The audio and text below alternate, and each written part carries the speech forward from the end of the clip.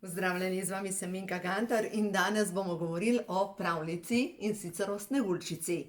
Kaj nam sporoča ta pravljica in nenazadnje, kako je za ta čas ključnega pomena prav razumevanje te pravljice. V glavnem, prva lekcija, ki je v tej pravljici, je to, da kraljica si je želela hčerko, oziroma ko je šivala, se je zbodla v prst, je pritekla kri in je padla kri na sneg in se je zaželela deklico, ki bo rdeča kot kri, bela kot sneg in ki bo imela lase črne kot ebanovina, se pravi okvir okna, skozi katerega je gledala. In kmalu je povila deklico. Sicer je umrla in potem se je njen oče poročil z lepo žensko, ki je bila pa naduta, ošabna, polna sama sebe. Imela je čudežno vprašanje, čudežno ogledalo, ki ga je venomer spraševala: zrcalce, zrcalce na steni, povej, katera najlepša v deželi je tej. In enkrat, ko je Sneguljčica zrasla, je zrcalce odgovorilo, da je pač Sneguljčica lepša.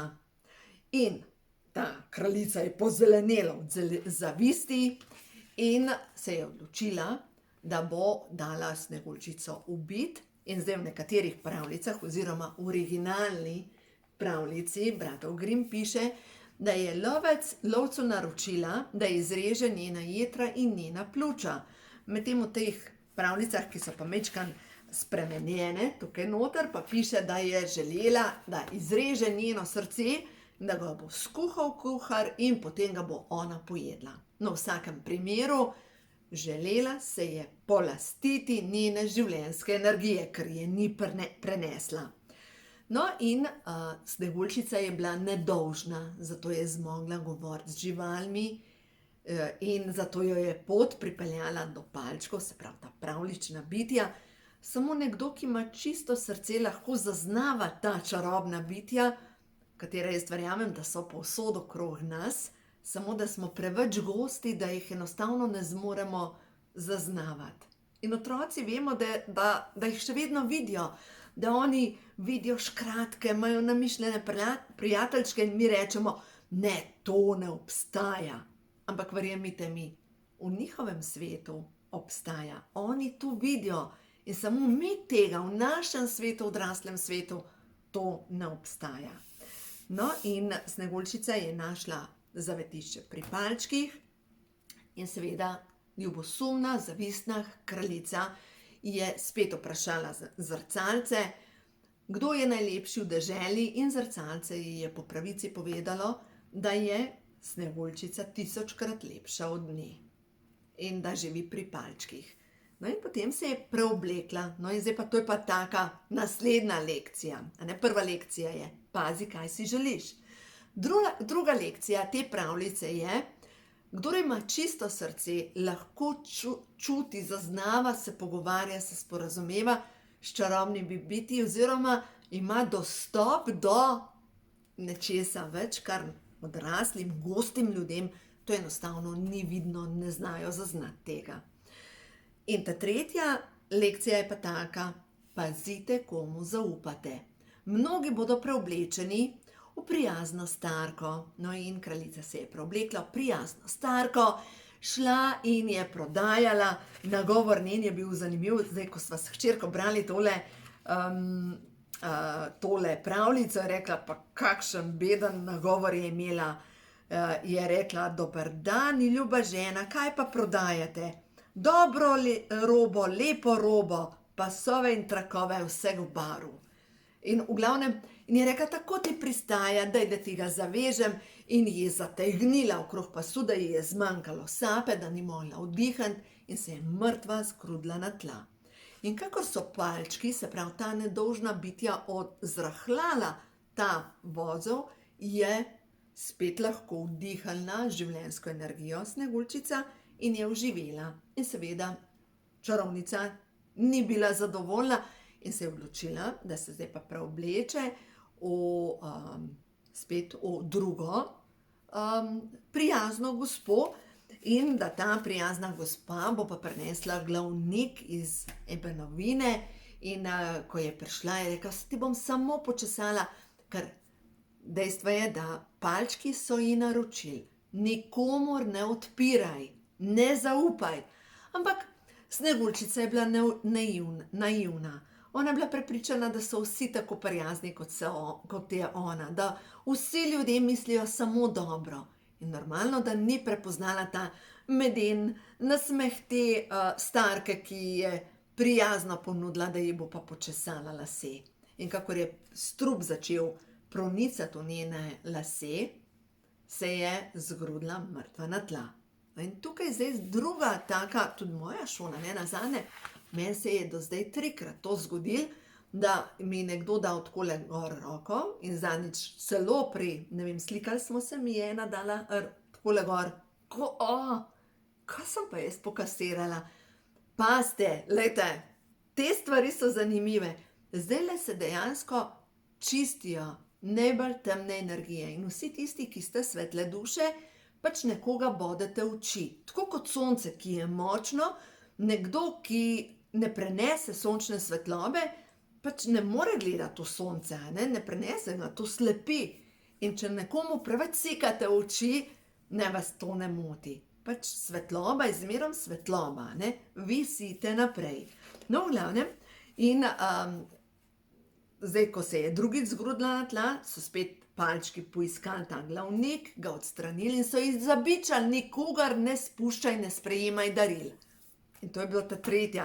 lekcija, ne sprejemaj daril od ljudi, ki so nevoščljivi, ki so zavistni. Ampak ta čarovnica se je preoblekla v prijazno kmetico in je jabolko, polovico ga je zastrupila, drugo je pustila čisto pač nestropeno. In ko je Sneguljčica rekla, od nikogar ne smem sprejemati ničesar, ga je dala čez pol.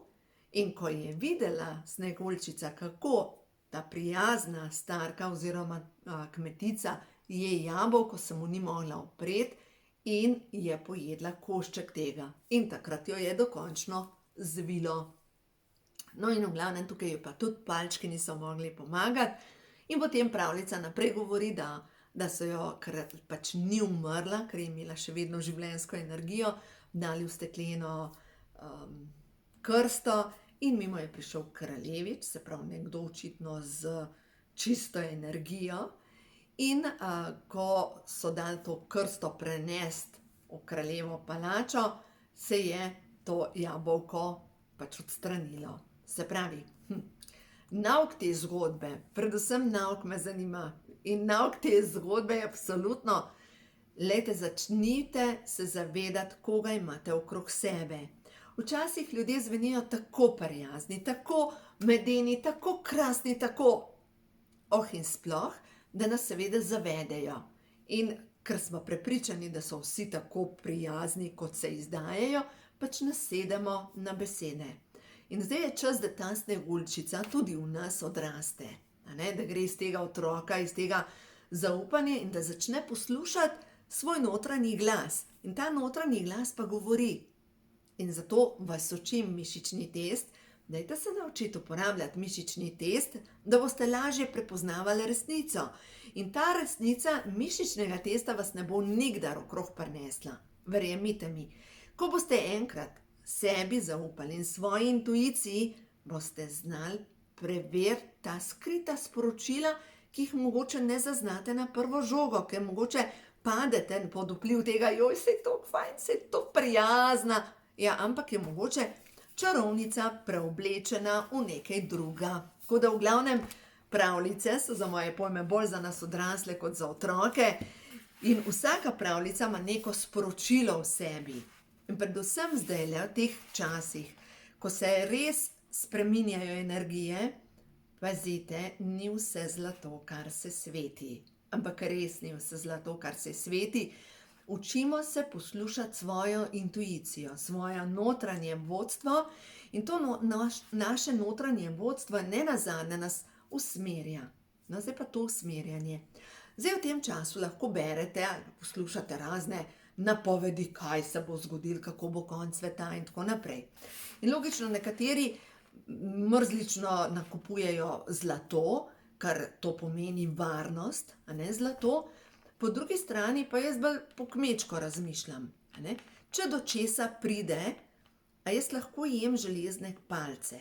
Pač ne moram. Tisto, kar pa mislim, da je res smiselno imeti doma, ker lejte, čistko zanj, če je bila enkrat pri meni ena gospa, ki ima strah pred potresi, pač iz enega druga življenja, je rekla, ne boš verjela, jaz imam res doma pripravljen vse za primer potresa, tudi te odeje in tako naprej.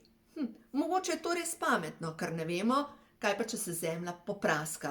A ne? In takrat je res pametno mogoče imeti nekje pripravljen tako kot imamo v avtu, prvo pomoč, ki jo v osnovi ne potrebujemo, ampak vseeno jo vozimo za sabo. A pa ne nazadnje, avto imamo vsi zavarovan, zato ker za vsak slučaj, če se pa slučajno kaj zgodi, pa pač takrat prav pride. No in zato je tudi mogoče pametno, da imamo pri hiši par litrov vode, če se slučajno karkoli zgodi, da imamo pri hiši. Naslednja stvar, kar je še pametno imeti. Mogoče kakšna zrna, a ne, recimo fižol, da ga lahko skuhamo, ali pa kaj vložene zadeve.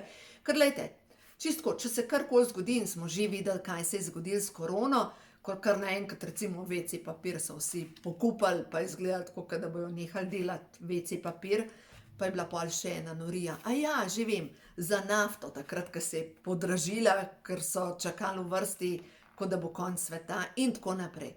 Pač imaš neke stvari doma, tako kot kasko zavarovanje ga imaš narejenega, ker v osnovi ga ne potrebuješ, ampak če pride do česa, je pa vseeno včasih pametno, da ga pa imaš. No, mislim, zmerom je pametno, da ga imaš sklenjenega. No, saj jaz tako gledam, ne, ker rajš imam sklenjenega, kot pa da ga rabim, ne, pa da ga ne bi imela.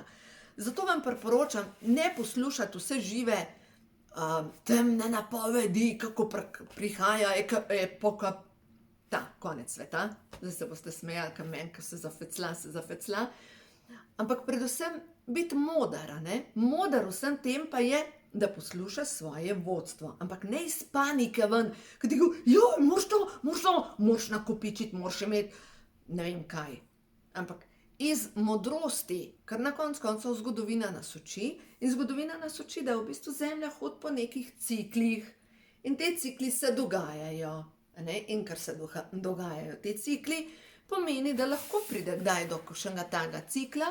No, recimo ena stvar, kar sem nekoč od ene gospe slišala, kar je tudi pametno imeti doma, če pride do česarkoli, pa ne vem, a sem vam to že povedala, je pametno doma imeti nekaj svile, zaradi tega, ker če bi bilo karkoli v zračju, ne vem, recimo, da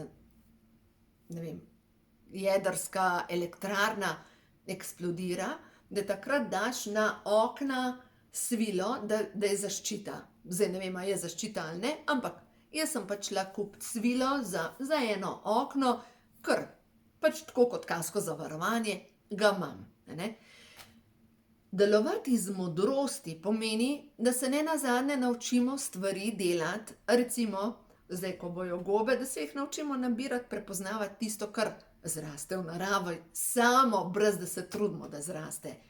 Ker na koncev, a ni to dobro? Ali pa recimo, borovnice nabirati. Letos bojo borovnice, pa da greš v gmajno in jih nabereš za sebe, za svojo družino. Ker zakaj ne bi nekaj takega naredili, kar lahko sami naredimo? Ali pa tisti mogoče, ki niste navajeni, ali pa oziroma, ki vso zelenjavo kupujete v trgovinah, pa dajte na okensko polico mogoče posaditi letos kakšen peteršilček, kakšno zeleno. V bistvu nekaj zelenjave lahko doma na balkonu tudi proizvedete, kar sam pridelaš, dajte, to ima svojo vrednost. Če je le možno, dajte en kos zemlje namen temu, da nekaj posadite, in pri meni zdaj na vrtu že veselo raste zelenjava in sem toliko srečna, ker grem ven, ker meni to predstavlja čisto sprostitev. Ne govorim tukaj, da to delam iz panike, ampak delam zato, ker to rada delam, ker mi je to užitek, ker to energijo, ki jo ti daš v to zelenjavo, ta energija se pretvori potem v naše celice in mi postajamo bolj vitalni. No, po drugi strani, če pa jemo hrano, ki nam jo recimo podari nekdo, ki je škodoželen ali pa zavisten, je pa možno, da bomo dobili drisko od tega. In poznam kar nekaj dam, zadnjič mi je ena gospa sporočala, dejansko dobila po eni hrani tako bruhanje, da ni mogla verjeti. Ja, normalno, ker je bila v tisto hrano zapakirana vsa zavist te lastnice. Normalno, da te zvije. Tako da, lejte, če vidite, da vas po določenih obrokih vedno zvija, no ja, gluten ima svojo težo, ampak se pa morate vprašati spet z mišičnim testom, kaj me pa uči vse skupaj, kaj mi pa sporoča moje telo skozi to težavo, ker vedno je zadaj neka šola. No, grem še na eno sporočilo, prehod v novo dobo, tako da dosti v pravljicah, kaj prav? Dosti v pravljicah, danes je tako zanimiv video nastop, ampak prav sem rekla, moram posneti to, da razumemo, ker je tako močno sporočilo zadaj, bolj zaupaj svoji intuiciji. In dovoli, da te vodijo nebesne sile, nad angel Mihael je prišel, pa angelski glas se je tukaj pokazal, dovoli, da te vodijo angeli in lejte, ta polje zavesti je tukaj. In to polje zavesti je v bistvu samo dovolj, da se povežemo s temi informacijami in v tem polju zavesti dobimo odgovore. In mogoče zdaj to vam zveni znanstvena fantastika, da je to nekaj tako čudno, ampak verjemite mi, vsi imamo dostop do tega.